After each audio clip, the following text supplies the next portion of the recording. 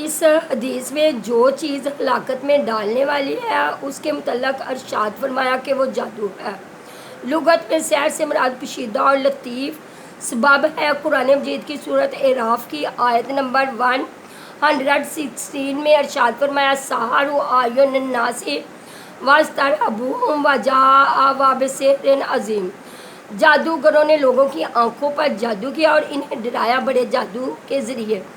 ایک حدیث میں آپ صلی اللہ علیہ وسلم نے فرمایا ان من البیان لا سحرا، بعض بیان اور تقریریں جادو کا سا اثر رکھتی ہیں۔ سحر جادو جو ہلاکت میں ڈالنے والا ہے وہ ایک فن ہے، کیونکہ یہ مہارت اور تجربہ سے حاصل ہوتا ہے، جبکہ یہ ایک باطل علم ہے۔ حقیقی جادوگر بہت کم ہے جو ابلیس کے نائب انتہائی درجہ کے شاطر مکار اور فریب کار ہوتے ہیں۔ تویز دم اور گریں باندھنا اور ان میں پھونکنا وغیرہ یہ ایسے اعمال ہیں جو دلوں اور جسموں میں اثر انداز ہوتے ہیں اور کبھی بیمار کر کے قتل تک کر دیتے ہیں یا میاں بیوی کے درمیان جدائی ڈال دیتے ہیں۔ سورۃ فلق میں اللہ تعالیٰ نے ارشاد فرمایا وَمِن شَرِّ النَّفَّاثَاتِ فِی الْعُقَدِ، اور گروہ میں پھونکے مارنے والی جادوگرنیوں کی برائی سے پناہ مانگتا ہوں۔ اگر جادو کی کوئی حقیقت نہ ہوتی تو نہ ہی اس سے کسی شر کا اندیشہ ہوتا اور نہ ہی اللہ تعالیٰ اس سے پناہ مانگنے کا حکم دیتا۔ فرعون کے جادوگروں نے اپنے جادو کے زور پر لاتعداد رسولوں کو سانپ بنا دیا اور حضرت موسیٰ علیہ السلام کو حکم ہوا کہ اپنا عصا زمین پر پھینکے، چنانچہ وہ اژدہا بن کر ان کے سب سانپوں کو ہڑپ کر گیا۔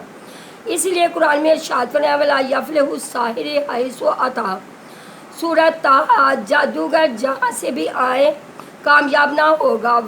لبید بن عاصم نے حضور صلی اللہ علیہ وسلم پر جو جادو کیا تھا اس کو رفع کرنے کے لیے سورۃ فلق نازل ہوئی۔ حدیث میں آتا ہے جب آپ صلی اللہ علیہ وسلم شفا یاب ہوئے تو ارشاد فرمایا ان اللہ شفانی، بے شک وہ اللہ ہی ہے جس نے مجھے شفا دی ہے۔ جادو سیکھنا کفر ہے اور یہ کبیرہ گناہوں میں سے ہے، اسی لیے آپ صلی اللہ علیہ وسلم نے اسے ہلاکت کا سبب فرمایا۔ جادوگر کی سزا یہ ہے اسے قتل کر دیا جائے، جیسا کہ حدیث میں آیا حد الساحر ضربۃ بالسیف، کہ جادوگر کو تلوار سے قتل کر دینا چاہیے۔ اس طرح حضرت عمر فاروق رضی اللہ تعالیٰ عنہ نے بھی وفات سے قبل اپنے عالموں کو لکھا تھا کہ ہر جادوگر اور جادوگرنی کو قتل کر دیا جائے، البتہ اگر وہ توبہ کر لے تو اس کا راستہ چھوڑ دیا جائے، کیونکہ یہ شرک سے بڑا گناہ نہیں ہے۔ جب مشرک کی توبہ قبول ہو سکتی ہے تو جادوگر کی کیوں نہیں؟